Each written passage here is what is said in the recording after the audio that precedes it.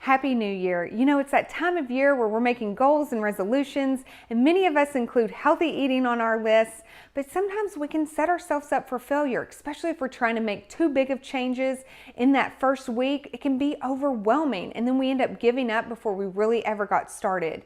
So I always suggest to take baby steps because these small changes we're more likely to stick to, and they lead to bigger changes over time. So that's exactly what I'm going to show you today. Some small things we can do that will help incorporate more healthy eating into our life this year.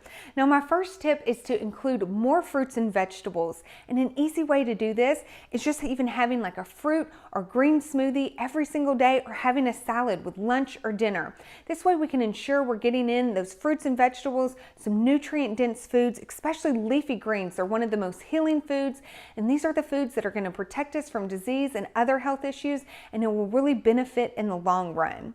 Now, my next tip is meal prepping. Now, I've done a whole segment on meal prepping already, so you can go back to abc10.com/Meg to check that out. But one of my number one tips is to have pre-chopped veggies in your refrigerator. This is something you can do on the weekend, so then it will make mealtime during the week a lot easier, because a lot of times that prep time can take up so much time then we don't feel like cooking at all. But whenever we have it ready to go in the refrigerator, we're also more likely to eat it.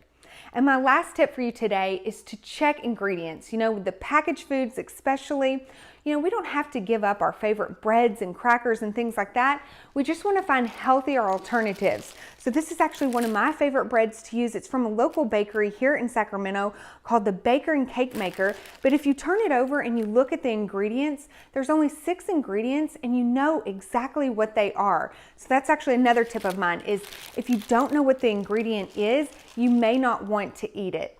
So make sure you're doing that too. Now, to get all of this information and more, go to abc10.com/Meg.